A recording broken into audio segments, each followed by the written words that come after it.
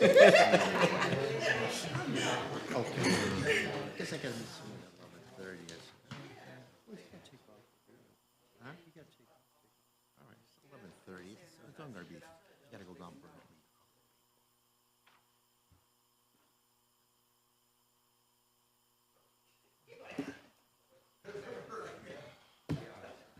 Back at the pole.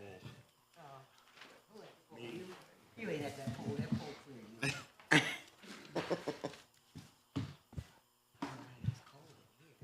That's I walked in. It's chilly. Get my sweater on.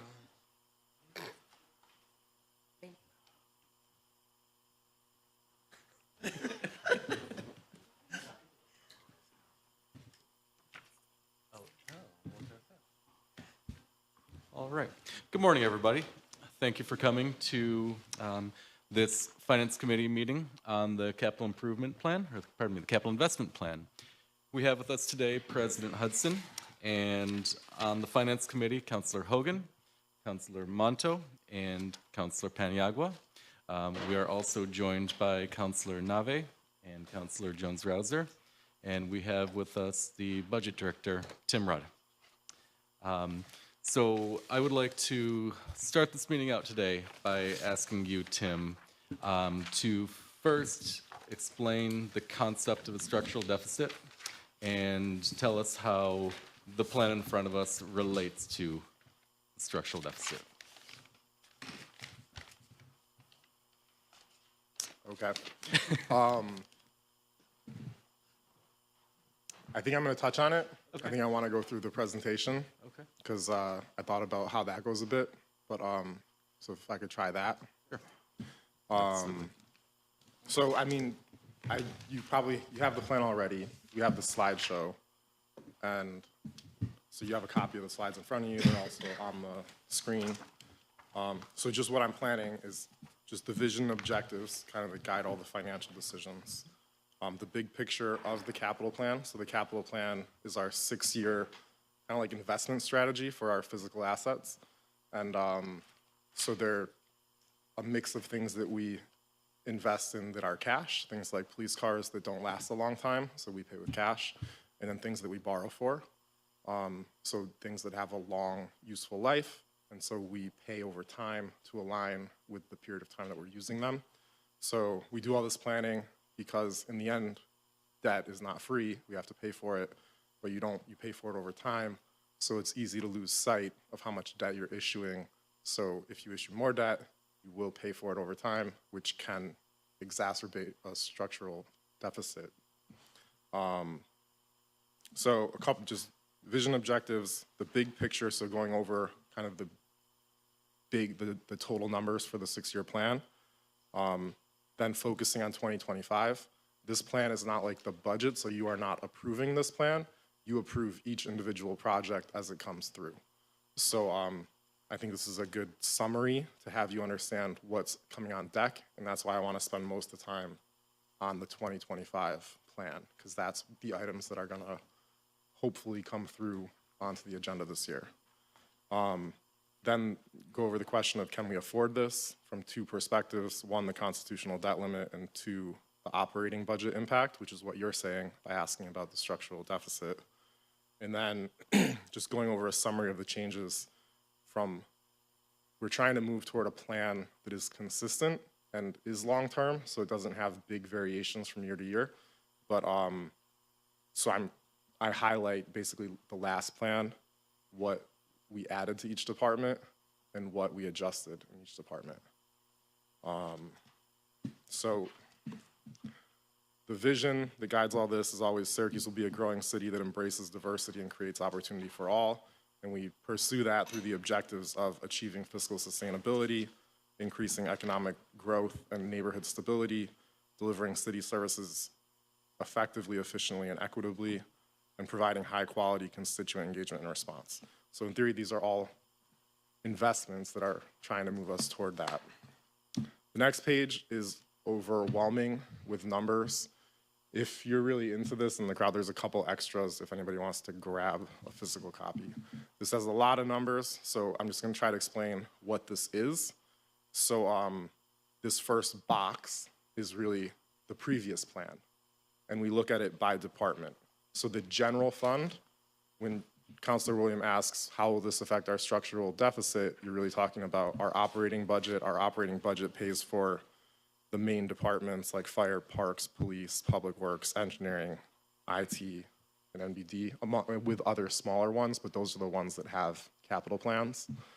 So you see the detail from the previous plan by department, then we sum it for the whole general fund, then we add the other funds. So the water fund, the sewer fund, the sidewalk fund, and then we put the school district. And then it comes to another total. That's why there's so many totals. So all the plan, that first previous year plan, you've got the total amount. So this is how much did we have in our 6-year plan a year ago? And it's broken out by cash, capital, borrowing, and other. So the total is the sum of those 3 lines. And it's really, I'd say, the borrowing and the cash that you want to care most about, because the cash is, every dollar in cash is literally hitting our operating budget next year. So if there are increases in cash capital in 25, that is increasing that line in the budget next year. The borrowing,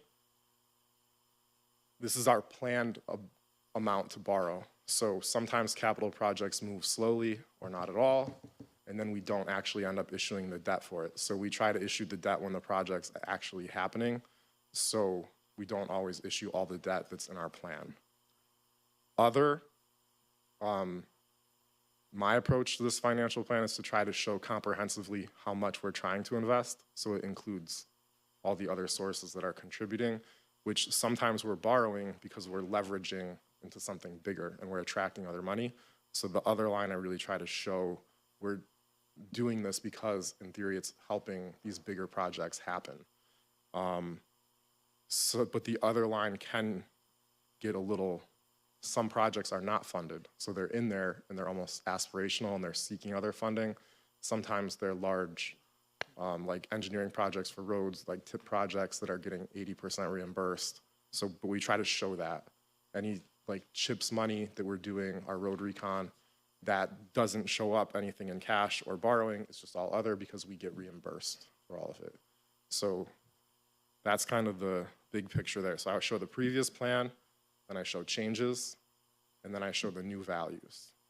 So I highlight the yellow ones because those are like the total general fund. So a year ago, our 6-year plan had roughly 30 million of cash capital investment and 139 million of planned borrowing. This plan, we slightly reduced the amount of cash in the 6-year plan, but we increased the amount of borrowing by almost $60 million. So we went from 139 million in the general fund to 199 million. That's over 6 years. So that's just the big picture changes. Are there any questions in how this pattern is gonna repeat, right? So I'm gonna do previous plan changes and do the same thing on 2025. But any questions so far? Okay, so the next slide is the same table, but for 2025. So 2025, this means all the projects coming through. So in theory, some departments, such as fire, are gonna be coming to you asking for authorization to borrow now because they're gonna order trucks or whatever it may be. And that, we typically issue our debt in June. So it's good for us to know because we can issue the debt and then they can place their order and we're in a position to pay. Most of that cash management is left to the CFO, so the chief financial officer is making a strategy to like whether we issue debt now or whether we wait a year and we use our cash, and when the project actually happens, that's when we issue the debt. But we always have to seek authorization before we spend the money. So you're always gonna see us asking to borrow, even then we may not actually issue that debt depending on how the finances of the year shake out. So in 2025, again, the yellow numbers, if you just look, so a year ago, the 2025 had 4.3 million in it. We increased that amount by 3 million. So that's the direct impact to the operating budget, right? So to the extent we have a $30 million gap, that change makes it a $33 million gap. Then we increased the planned borrowing from 28 million to 29 million, or by 29 million, so it goes up to 57 million for the year. So that's a relatively big increase. It's a big increase. But I think this is where we're trying to make investments that will produce long-term value while we have a healthy fund balance. And this kind of like constrains us in a way to not grow the operating budget, which like I would say we shouldn't grow the operating budget a whole lot because that's the part that's hard to sustain when our revenues, if they change.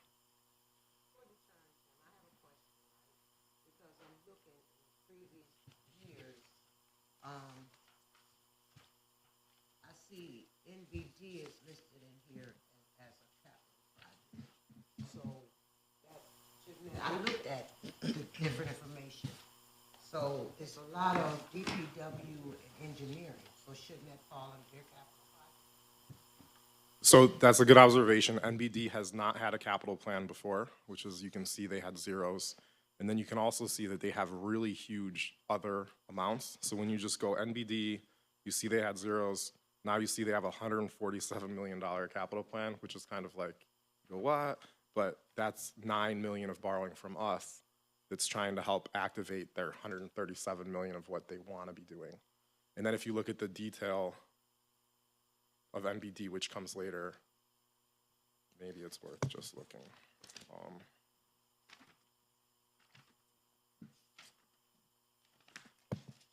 So it's slide 22 in your.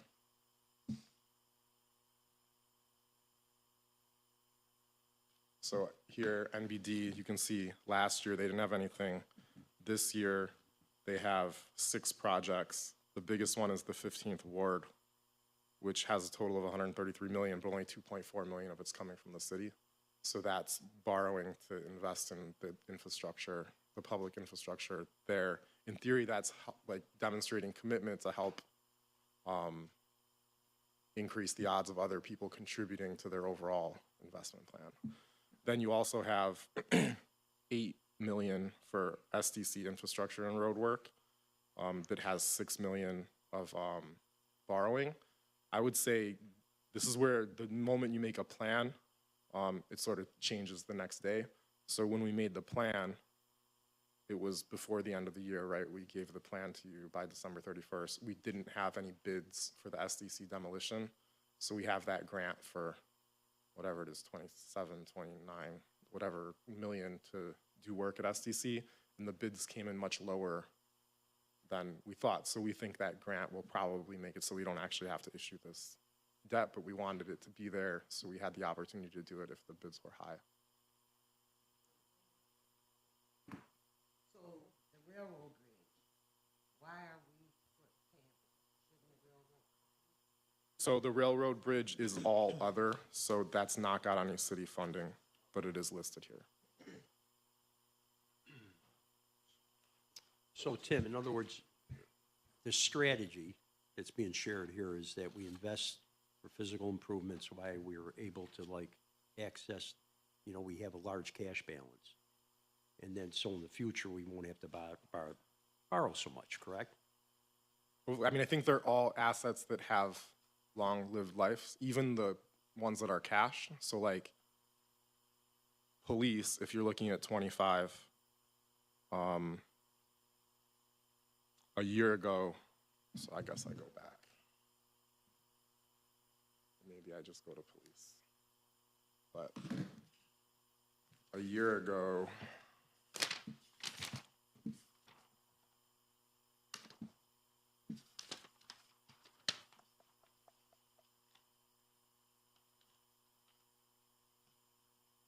the plan for police had 3.6 million, which was 2.6 million of cash and $1 million of borrowing. And we added $1.1 million in cash, which is all vehicles. So we're basically updating their fleet in a way that it doesn't just disappear, right? So if in the future we have a downturn, it's easier for us to like live off our fleet.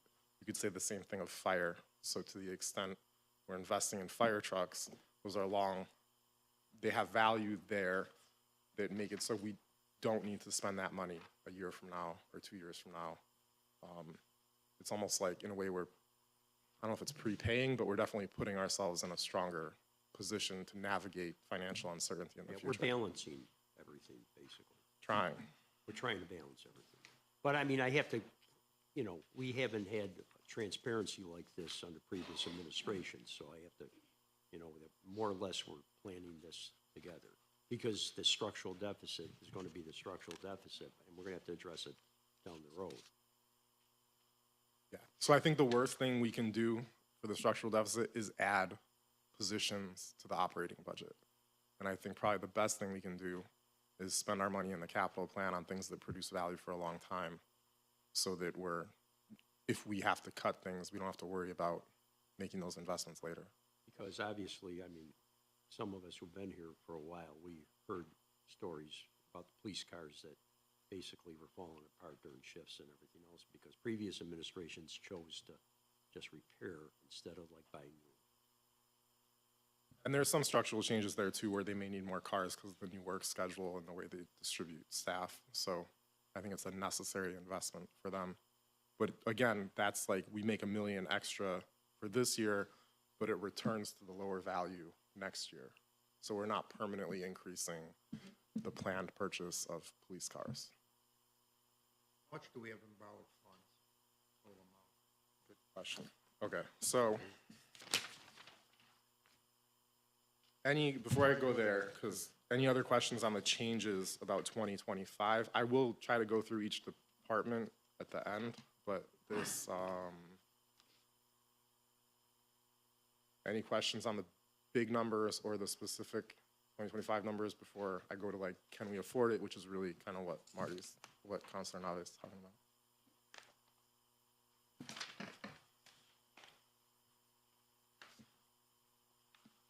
Okay. So, can we afford it? So again, you asked about the gap. The gap is the operational impact. So this is saying in 2024, we have to pay 24.4 million toward debt, right? That's what we already have that we owe. So that's 19.6 million of principal and 4.8 million of interest. So if we did nothing more, that's what and so if we issued no debt, if I gave you a capital plan, a 6-year capital plan that had zeros, that we just didn't make any investments for the next 6 years, then in 2025, our debt service payment would be 22.5 million, just because that's all the debt we already owe that we have to pay off. So those are the payments for that year. It's not the cumulative value. I could give you the cumulative value, but I guess you'll see that on the next tab, the next page. Can our borrow funds go up? Are we gonna, does this include state and federal funding? Or is just? So yes? I put all the state reimbursements and state funding. Okay. Well, I say all, but I try to get all into the plan. I think there are some things that manage to not get put in just because people aren't thinking about it, but I try to make it a comprehensive plan where everything should be in the capital plan, which is why like NBD has so much other, because it's kind of like, well, even though this isn't driving what we pay for, you should list it because it shows what they're trying to do overall. Otherwise, it wouldn't make sense that we're giving 2.4 million when you don't see the 100 and something million that's supposed to go with it.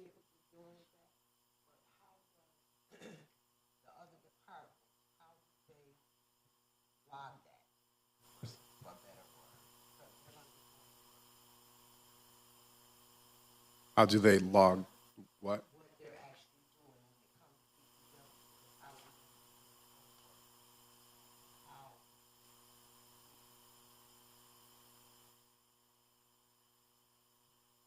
I know where the money is coming from, and I know it's other, I do get that, but our departments are gonna be doing some of that work for the others. So how does that? So that all gets taken into consideration in the operating budget. So there's like some reimbursement stuff that happens that makes it so we're not double paying, but it shows that. Tim, while we're talking about interest, we all know that at the current time, money costs more at this point. Do we, and this, you know, something I just don't know at this point, do we get in fixed rate or variable rate? We get fixed rate. Fixed rate?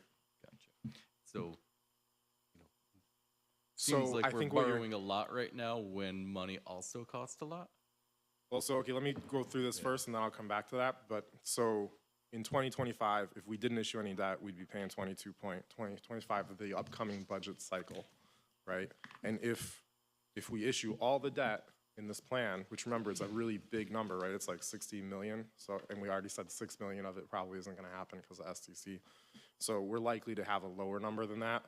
But if we did issue all that debt, our payment would go up by $7 million in the 2025 budget. That's 5.1 in principal and almost 2 of interest. And so our debt service would be 29.5 million in the upcoming year. So you could think of that 7 million as adding to the structural deficit. It's also activating whatever 60 million of investment, or even more if you consider the other. So you don't pay all 60 million now, but you do pay plus interest over time. On the question of interest rates have gone up, which has actually been good for the city because we're now getting interest on our cash and we have a bigger fund balance than we've ever had. So we went from getting $40,000 a year in interest to getting $2 million a year in interest to getting 7 or more million in interest. So, and then our borrowing costs have not really gone up proportionately because we're a good risk, we're like a low risk thing, and the demand for like interest-free or tax-free interest payments, which is municipal debt, is still high. So our interests have gone up on deposits more than our cost of borrowing has. So it sort of makes sense for us to, in a lot of ways, it could be that interest rates are relatively low to where they could go, and we could look back on this time as like a period of relatively affordable interest rates. So I definitely think we are in a period where we should be making the investments still that we need to make, but we definitely have to keep an eye on it because it will, if they go up, if it does, as the interest, and the interest assumption is relatively high in this, so it's like a conservative assessment. So I think our financial advisors have it assumed 4.9% interest, which is much more than I think almost like less than 3 that we've been issuing for. So, but if they go up, it definitely could change things. So, well, go on, President. So, I heard what you said, so I'm gonna ask this question. So with the other, some of that we're not gonna spend all, so that won't happen, right? Others just not our money. Right, So it's not our money, but I know some of it is gonna come in over, what happens if a project is over budget? under budget. Under budget? Right. Then I guess the other would be less, but also our contribution or whatever would probably be less. But this is where the plan, the moment you have the plan, it's wrong the day after. There's gonna be projects that are under, there's gonna be projects that are over. And that's why each item here comes for your approval. And I think in the backup of each item, there's like a bonding form kind of thing that a bunch of, like, I sign it, the CFO signs it, Frank Cleva signs it, and it says, was this in the capital plan? And you say yes or no. Because there are projects, just because you're not in the plan doesn't mean it can't go forward. So usually when something comes up that isn't in the plan, the department kind of like reallocates their plan dollars to do the thing they're doing. And on that form, it would say, not in capital plan, and give a reason. And really it should say like using money from whatever other project instead. But so that does happen, which is how you can kind of like relate this to the things that are actually coming through your agenda. But most things, it should just say, yes, it's in the plan. So with the SDC thing, we, the bid came in lower. We're supposed to get $30 million from the state, and I think that was going to be paid in, we were going to have to show that we'd done something, and then we were going to get paid in tranches, right? Something like that. It was like $7 million at a time. Well, typically most of the state projects, so that is a state grant. We have a bunch of other, like the CHIPS money is state reimbursement. We spend first, and then we get reimbursed after. And that's where a couple years ago, we moved something like $12 million from the general fund balance to the capital fund, and we called it like cash capital. So that was all there to be able to prepay for things so that we don't have to issue short-term debt for that kind of thing. If we had less cash, then we'd be in a position where maybe we had to do short-term debt to pay for that type of thing, but right now, we don't. But yeah, we do have to pay for Yeah, it. so what I'm trying to say is that we're gonna like, okay, we'll take the building down, we'll show them, they'll reimburse us. And then all that public infrastructure that we thought we were gonna have to spend money on, we're gonna have to do the same thing, we're gonna have to RFP it, or, I mean, obviously. And Probably. then- I don't know and what the then- next steps, I think it'll Well, that's the depend. steps that we'll be interested in, because, I could see a situation where they could come back saying, hey, we bid this, but it might cost us more. I mean, so we can't, it's good to, I think we can depend on a significant amount of money there to do public infrastructure. So you choreographed this? I like that. So we'll have that surplus money, but, it's something that we'll probably have to do a lot of work for, obviously, to get it. Yeah, I mean, I think that's a good point, is that all of this is work. So like, the money, it takes city people doing a lot of work to be able to spend the money. But we're gonna have to keep our, as you mentioned before, the most important thing we could do is keep our staffing levels low, right? Right, and To that's address where, anything down the road. yeah, that's where it's a lot of work for the people who are here, and that's kind of the approach I advocate for, is like, I don't think, to the extent the staff have the ability to do stuff, they should be empowered to do it, and the budget or the plan shouldn't be the barrier. So I think that's where a lot of this, I don't want to say it's optimistic, but it definitely empowers departments to go execute, and they need to go do it. And they're really, given the operating budget constraints, there isn't a lot of room to say, oh, I got more capital money, I need to hire more people. It's like, well, you kind of have to figure out how to do it with the people you have, or else you can't do it. Tim, how is our tax base?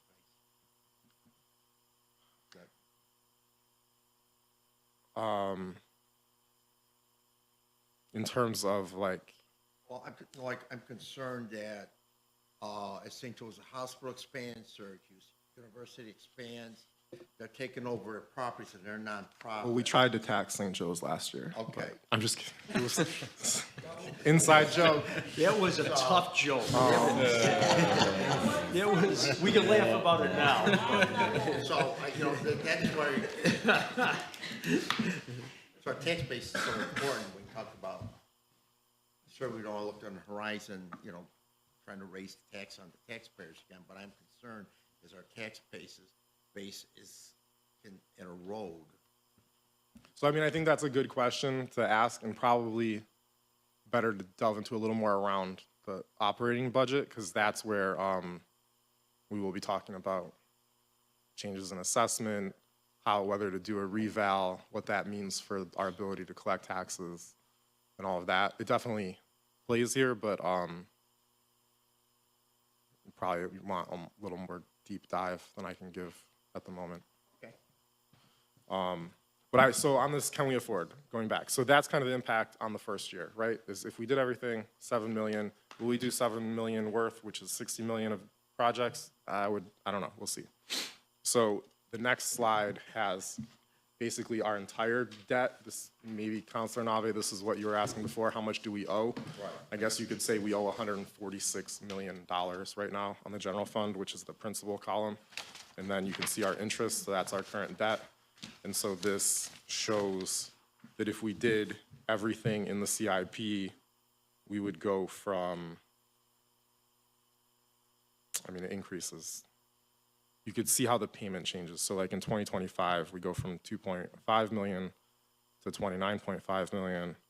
In 2026, we go from paying 21.9 if we didn't issue any more debt to paying 32.3. This is taking into consideration adding in the debt, the new debt, and also the amount that we've paid off in the past. So, By 2042, we're debt-free. That'd be pretty good. well, it only assumes a 6-year plan, so in theory, it's gonna You think keep President rolling. Hudson and I will still be here? Probably. We will probably never be We'll be debt-free. buried by then. So the next, can we afford it, the constitutional debt limit, which people will ask about. So we can't issue as much debt as we want. We have a constraint. The constraint is as Councilor Navi was saying, the value of our tax base. So we have 5.7 billion of taxable real property after all the equalization stuff. And then our debt limit is 9% of that 5-year rolling average. So our debt limit's 515 million. Right now, we have 141.8 million of debt that's subject to the limit. So our debt limit, we're only using 27.5% of our constitutional debt limit, which is really low. So it's really up around 80%, or you start to have a concern. And we used to be at 80% 25 years ago. So we've gradually kind of shrunk that down. One thing that happens here in the debt limit is water debt is excluded automatically in the calculation. Sewer debt is excludable, but you have to ask for it. So we do have some bigger sewer projects in this plan that have the city contributing like half the value. So we are gonna be asking, the council's gonna have to pass a resolution to ask to exclude sewer debt in the future. So that's one thing to keep an eye out for. So the next one, it's kind of like the same, but more.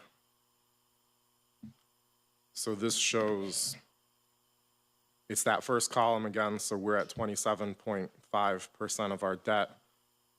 And then it shows if we do the capital plan, it says if our property tax doesn't grow, so you see this little 0% at the top right, if our property base doesn't grow at all, then, and we add all this debt in the plan, over 6 years, we'd go from 27.5% of our debt limit to 38.3% of our debt limit. And from there, because it's probably not most realistic that we're not going to grow at all, so the next page, it does the same thing with 2% growth of the base. So then we would go from 27.4% to only 37.8%, right? So as we grow more, it becomes less of our burden. And then at the very bottom numbers are with the exclusion of sewer debt. So in 6 years, if we don't exclude sewer debt, we would be at 31.8% with 2% growth. But if we do exclude sewer debt, we'd be at 28.4%, almost exactly where we are today. And then the last one, I do it one more time at 3%, so it just goes lower. So it gets better. The more it grows, the lower this constitutional debt limit gets. So really, from my perspective, the barrier to doing, can we afford it in terms of the constitutional debt limit? I think definitely. Can we afford it in terms of the operational impact? I think it's a good use of current funding, but it is a challenge in the operating budget. Like, definitely the bigger consideration of can we afford it is on the impact to the operating budget every year. So the water debt is excluded because the Water Reserve Fund takes care of that? Yeah, because it's a totally self-contained entity, and that's the way the state finance law is written. The sewer debt is, we're asking for that to be excluded? So who do we I ask? think, well, given that we haven't traditionally issued much sewer debt, it hasn't been an issue, but given that we have a bigger number, like 10 million, 12, whatever it is, in the sewer fund, I think we should proactively just say, hey, please exclude our sewer debt from the calculation. And, which I guess begs the question of how does the sewers get funded, which may be a question for a different day, but I think it also is relatively contained. So to the extent the fund has to pay something, it does have a formula that results in a charge back to the users. So in the end, we always pay, but it's like, how does it get paid? We wouldn't have to find general fund dollars for that because really the water users would pay for it.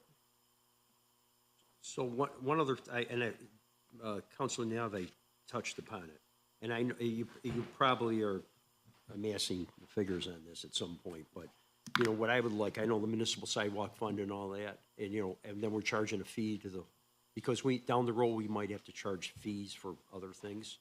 So how do you align that with what we see here? When we start gathering fees, like with the municipal sidewalk fund, because we borrow money from the municipal sidewalk fund, correct? To do the sidewalks? Well, we phased in the fee for the sidewalk program. Right. And we used debt to fill the hole.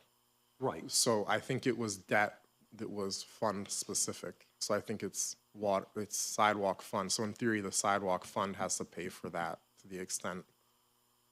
So, But we haven't collected a lot of that money, I imagine.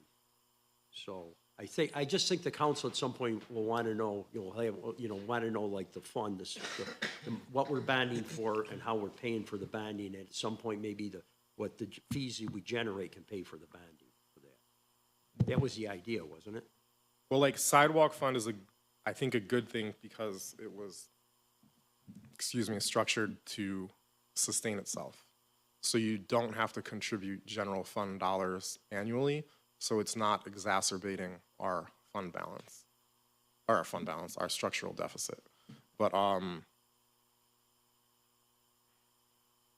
it is phased in. We've had a number of kind of like fortunate things happen, like ARPA money came and we were able to allocate ARPA to it. That minimized the amount of debt the fund had to issue. So the fund has had more cash, and now we're getting to the point. And also, I think we're using CHIPS money now we're gonna use CHIPS money to do some sidewalks, which is how, in the plan, it's on slide 25, there's a sidewalk fund. I just think that this will be a good template. for I think the future. sidewalks are a good template, but I don't know how many things can just be pushed off into their own fund. There's a legit challenge to finding revenue for the general fund. I'm not advocating that. What I'm saying is that we just want to know how this works out, because this would be a template. Yeah, I mean, I think this is a good one that works and is working. Would that question also relate to like the slurry cell type of coding, like how the fees come back? Would that be the same feedback? So slurry seal is also, slurry is just, well, because slurry seal gets charged to the homeowners, it's a line and is based on the cost. There It's might be a per foot delay. cost or something like that. I mean, that's similar to sidewalks. I don't think slurry, what fund is slurry I in? mean, I guess I'm just trying to figure out if the question relates to it in the same way as how do we get that information back? But it all happens, but it's not like the sidewalk fund, a separate fund, right? Yeah, yeah. So that's one where so that concept works. That's right, yeah. So you don't have to always have a separate fund to have a charge that pays for a service. Per foot too. So, because it rotates every.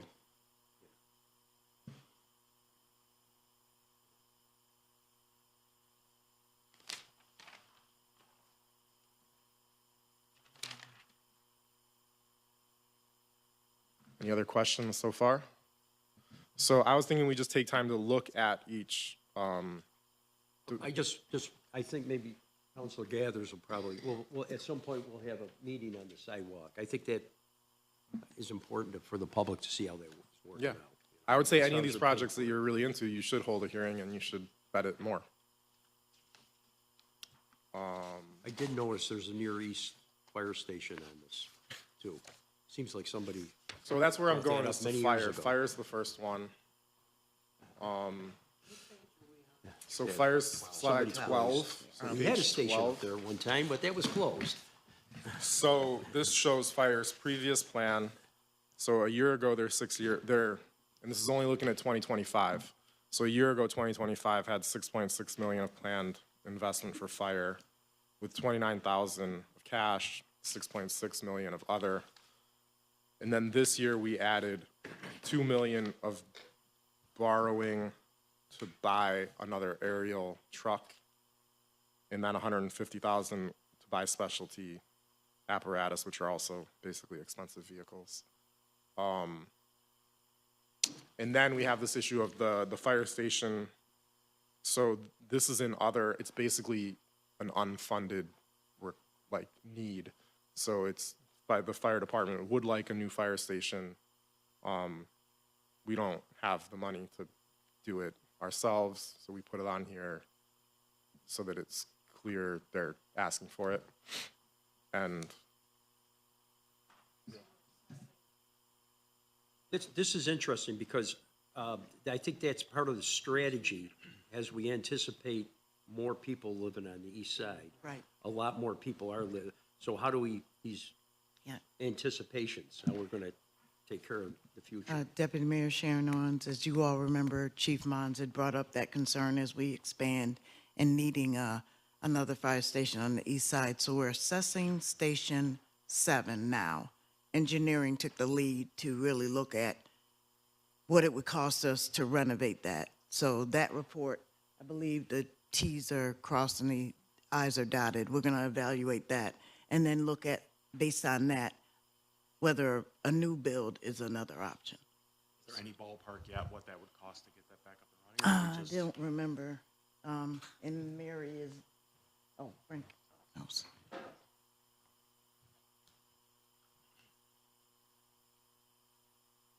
Frank Oliva, the city's chief administrative officer. There is an estimate on what it would cost to make it structurally sound, but we don't yet have an estimate on what it would cost to make it operationally viable. So one of the biggest concerns and one of the reasons it was closed is because the floor structure could no longer support fire trucks. Well, it was also closed because that particular administration decided not to put money into it. Yeah, and that's why not we having bring this been up. here, Yeah. I'm sure your assessment is correct, Counselor. But to reopen it, there's a significant amount of structural work that would need to be done before even any operational work would be done. And the operational work, we're not sure what the plan would be for the use of 7 before we can go out and make those estimates. So it's not going to be inexpensive, but it may end up being less than a new build. Just short of $3 million. That's just to stabilize it. That's not windows, that's not any of the steel that needs to go in. It's just to stabilize a deteriorating structure. Oh, I think we would definitely, that's Well, that's kind of why it's to here. Tim's point, that whole dollar amount is in other. We would definitely look for outside sources to support that. Sure.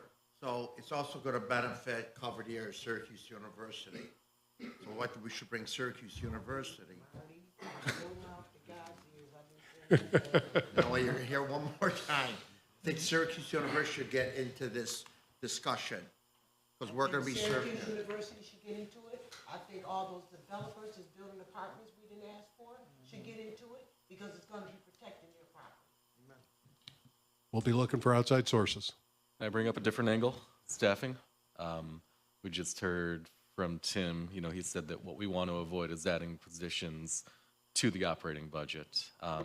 Would we be increasing the number of firefighters that we have employed? No question, we would need to put that into the operating considerations. Those are definitely the kind of questions, right? So there are certain investments that do not have an operational impact, and there are other investments, and it's not just fire, where there would be an operational impact of making that investment. So that's definitely one that would have another cost to staff. Well, I think we always got to be cognizant that as the city grows, which it will grow, along comes the need for more services. We all know that, so. I mean, I suppose you could minimize it by saying we build a new one and we close a less efficient one or something like that, but, yeah. I had a question about the alerting system. Yep. The replacement of that, is that software or what, is it some type of physical lines? What is that? It's their radio system, so each the program is to replace the outdated and failing alerting communication system. The fire station alerting system notifies firehouses of emergency calls through the 911 call center. The phone system is used throughout the day between offices and stations for day-to-day management and operations. So I think it's just old and they need a new system. Oh, what, I'm sorry. I think it's just antiquated, and they've had it, I think, on their list for a while, and they just need to do it. But I don't know what goes all into the operational of that. Isn't the 911 call center intergovernmental? Isn't county involved in that as well? I think it's definitely Yeah, so are intergovernmental. they helping fund this item?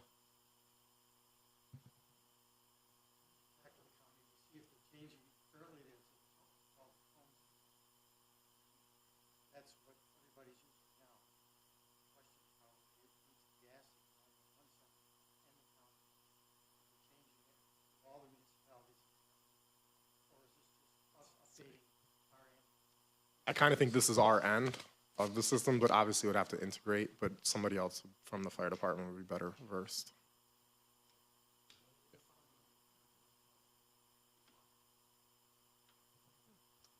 My parents still pay myself.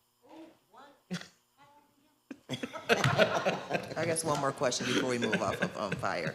So in hope that didn't 2026, we have the apparatus replacement, and then in 2028, we have the apparatus replacement. And I know that, I don't know if we just had one come through, which is roughly around the same as 2026, but in 2028, that projection is that, because it said like one per year. So all the rules of one per year are probably too simple. Really, all these do have more detail behind that's not like in the book, so Yeah. to speak. So you're asking, that's a good question, because really, given the way the fire department operates, they need these 12 trucks. So they give us an inventory, which Rich DeVesti helps get as the fleet coordinator, that lists the age, the mileage, and kind of the expected useful life. So you have a target replacement date based on best practice. So really the plan is a reflection of that. So it's saying in order to have a fleet that is, up to date, we need to make these purchases at this time. Yeah, I just was wondering if it was like doubled because of probably inflation to materials. I think it's projection. there is definitely the cost of the fire trucks is increasing. So and this is true across all these investments, as the cost of everything has gone up, which in a 6-year plan, I don't know how much it'll go up, and nobody does. But there also are times where I think we've bought trucks in clusters, right? Kind of the way we buy trucks right now. So that pattern repeats, right? So they age. If you buy 2 trucks 13 years ago, then a year from now, you got to buy 2 trucks. So it's supposed to be based on that.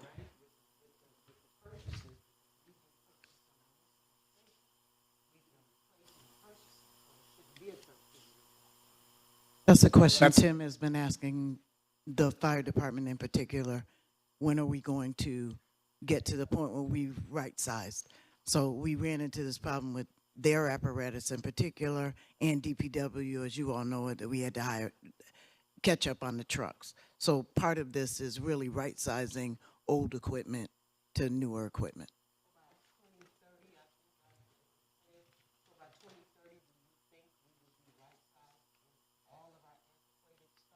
So what Tim asked the fire department is to always give us an inventory of what we have when that expiration date happens. So there's always a recycle, but I really believe we're doing a good job of getting ourselves to a more feasible rotation of apparatus than where we came in. DBW especially, they were way behind on purchase of equipment. There is when's DPW? There is another large allocation for DPW to buy trucks this year. Anyways, maybe we keep going in the order. So Parks has more items. So fire was real easy to see because they don't have too many lines, even though they have their share of dollars, just to be fair. But Parks, so a year ago, Parks had however many projects this is, 20, and the total cost $5 million, $500,000 of cash, $4.5 million of borrowing, right? Then this year, new commissioner comes in. He's going to be a capital investment dude. We adjust up a bunch of projects, so all these projects have changes in their planned amounts. So some go up, some go down. That's on the next slide. So these were all lines, how they changed. And then we added a number of new projects that total so in all, we've added $7.7 million to the Parks capital plan. So Parks basically went from a $5 million capital plan in 2025 to a $12 million capital plan, which is probably the biggest percentage increase of anyone. So they have a lot of work to do. And just because it's sitting in front of my eyes, where are we with the dog shelter?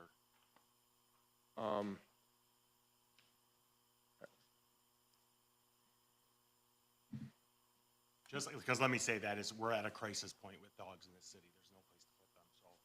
I do agree.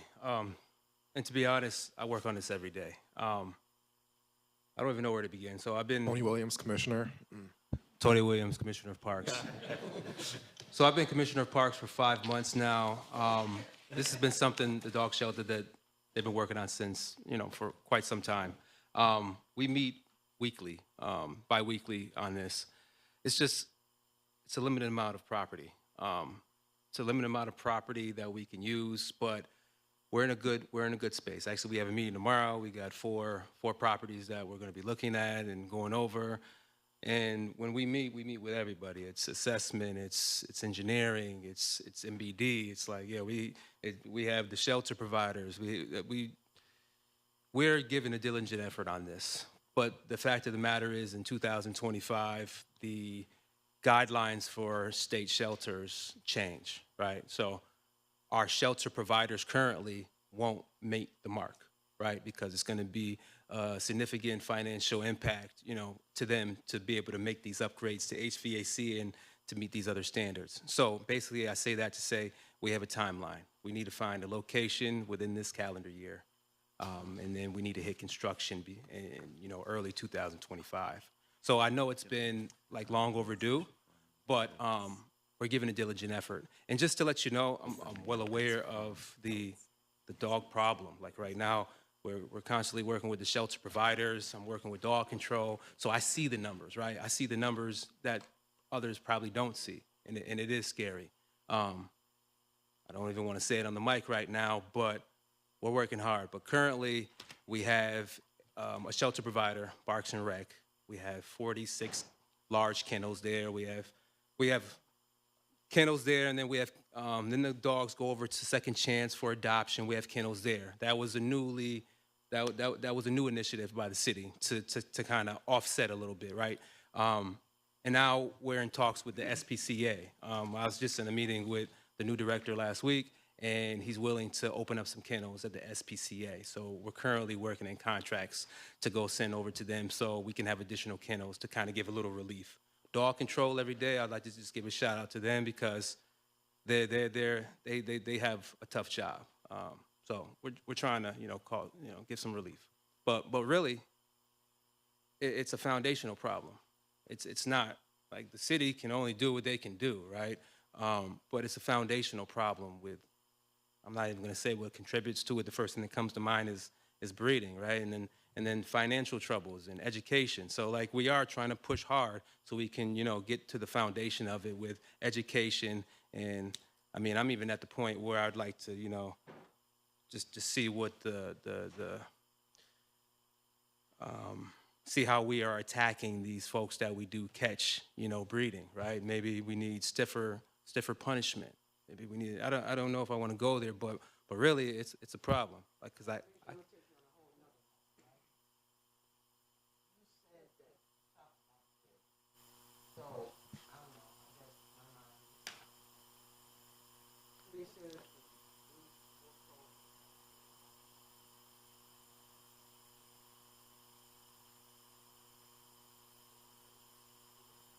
But there's a certain distance that needs to be from any residential property.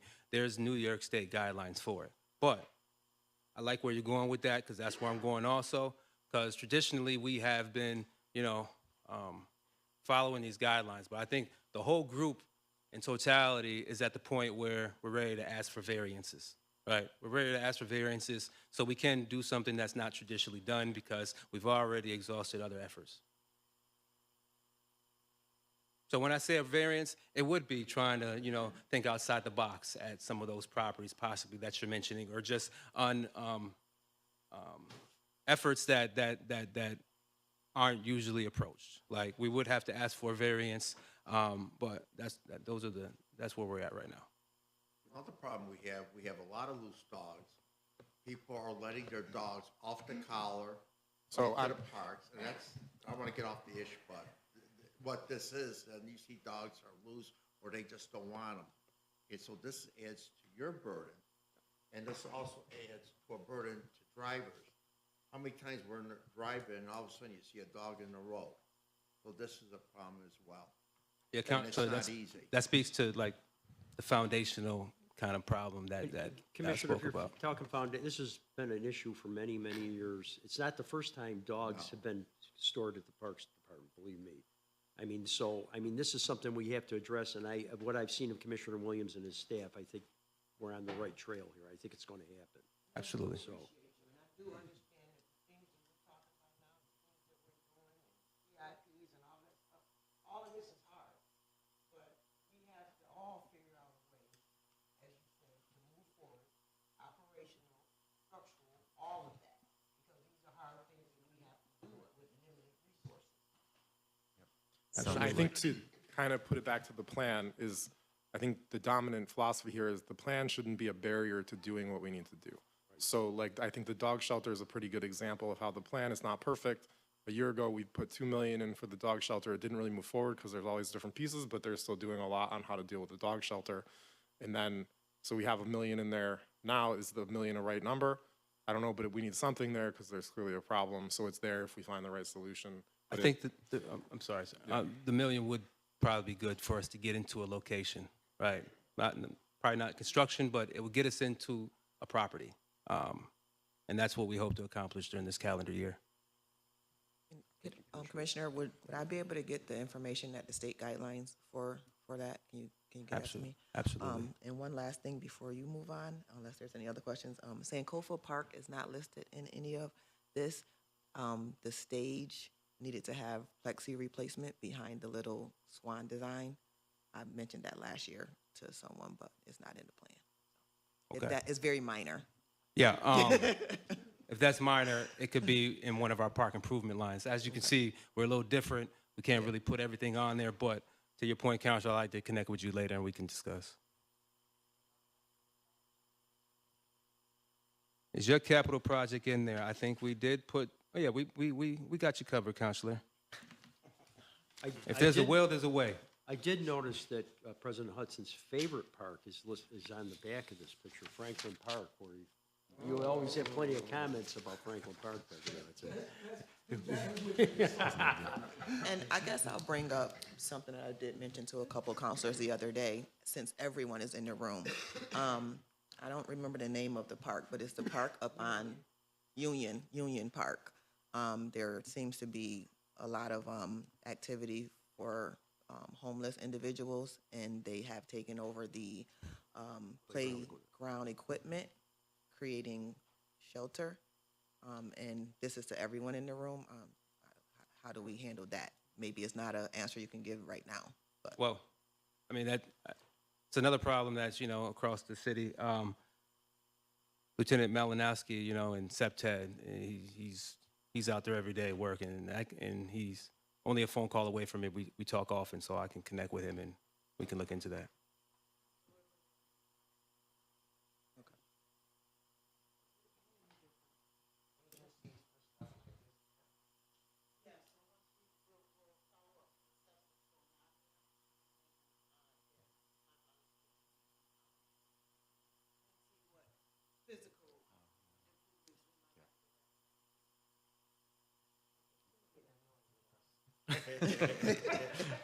Yeah. It's your show.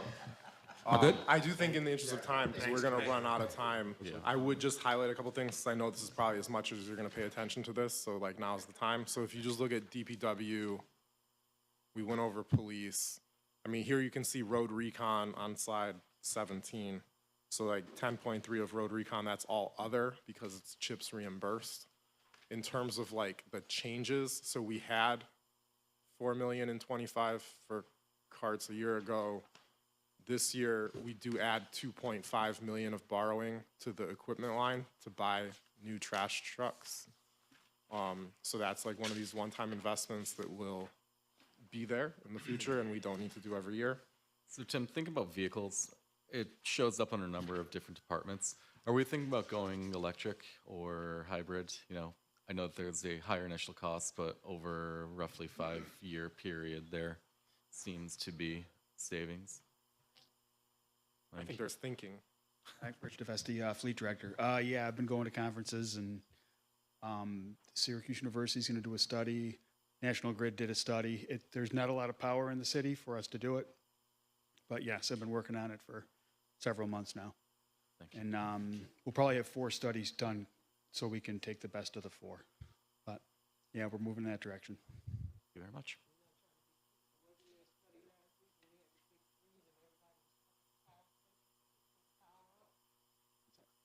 Well, we'll be for the smaller vehicles to start with. It won't be for the heavy equipment to start with. So, yeah, won't be for the, we'll make sure the streets get cleared. In the street, they couldn't even charge them because everything froze. Yeah. No, we still need diesel for all that.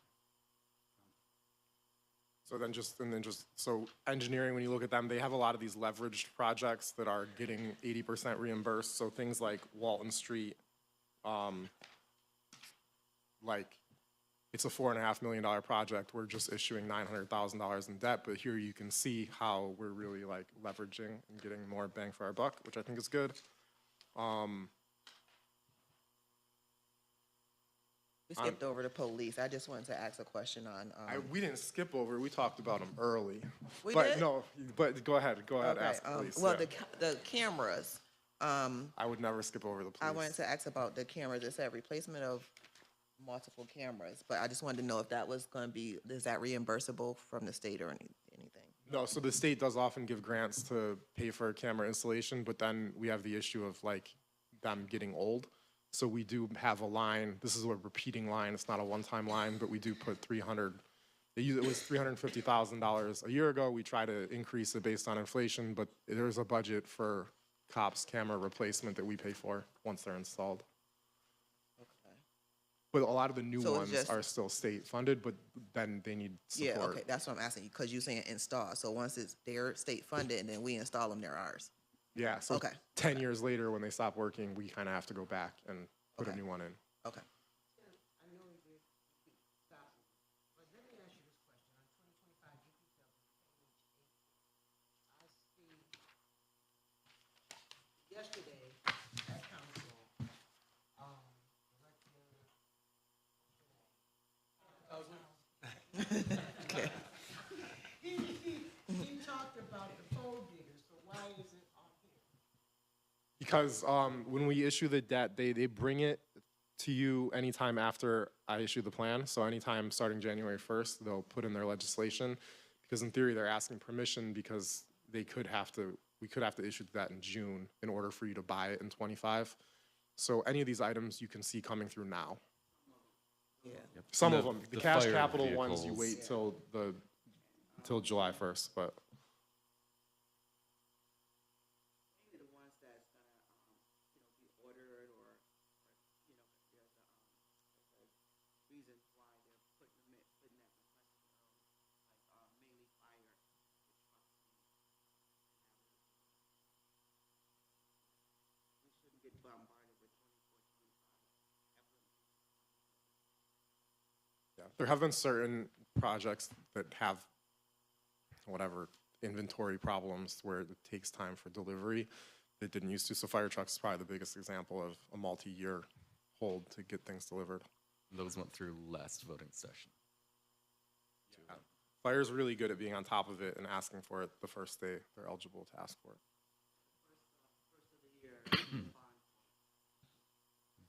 So on IT, I would just show, because there are quite a few changes on IT, but it's kind of the same mentality of making one-time investments that are going to fix the system for a long time. So you could see that IT had $900,000 plan for 2025 a year ago. Now they have a $7 million plan, which is like $4 million for an ERP system, which is the comprehensive financial management, like electronic everything, and then a constituent relationship management system, which is more of an HR, all try to fix electronically our systems. So those are like major changes. I just kind of highlight them. Water always kind of gets a pass because they're self-contained, but it's all here too, if you have any questions. And I know Beth is here.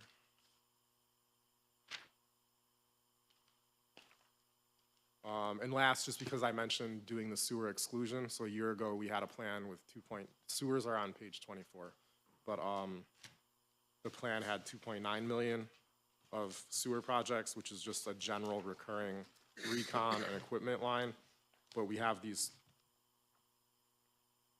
really this Eastwood Sewer reconstruction project that is, we've kind of had it in our plan for a while, trying to get other funding, but it's like if we could get it half funded by somebody else, we'd do it. So this is where let's pass the sewer exclusion so that that 6.5 million or however much doesn't affect our debt limit. Yeah. Any other questions or things you want to? Yeah, I would like to circle back just so I have a better understanding about the bridge, because Madam President, she did mention the bridge over on the west Onondaga Street. Why is that? Engineering. Yeah.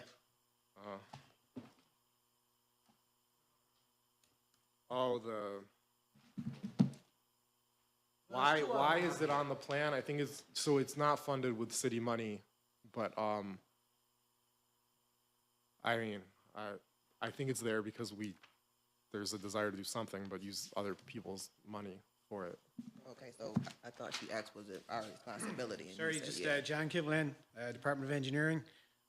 We secured a grant from New York State DOT for that bridge. So we're working with the railroad to do that. We're just started the process to select a consultant. So we do have a grant for that bridge.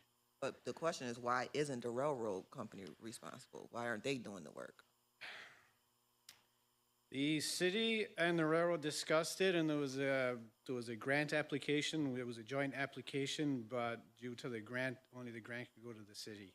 So currently, we're working out a legal agreement with the railroad so that we can progress the project. Dealing with the railroads like dealing with the Soviet Union. I know. I know. That's the problem for me, Yeah. because so many people get passes, Yeah. and then the taxpayers are picking it up in some form or fashion. I would wager it costs us more And in even the even legal our system than it would to workforce, just fix the like bridge. they need to do their own stuff. Tim, I had a question on page 18, capital improvement projects, new additions. We have Lemoyne Avenue, Pond Street. Are we going to improve all Lemoyne Ave, all Pond Street, or we're nearing where the parks are on those projects? I don't know, but it does, so if you have the plan that we gave earlier, it gives a little bit more detail. So it, definitely at some point, they identify, it goes Okay. from this intersection to that intersection. So let's test this and see if it, All right, that's fine.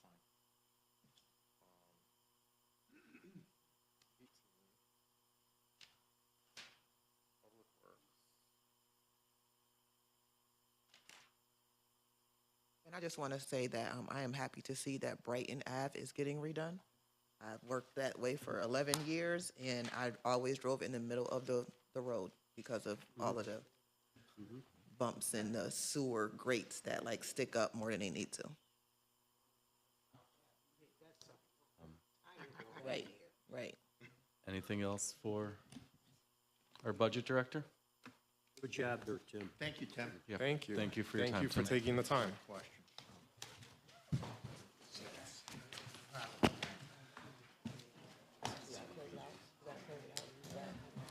I don't think committee meetings need to.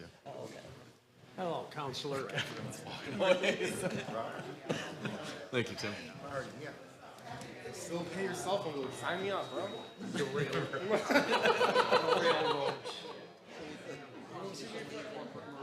No, only public.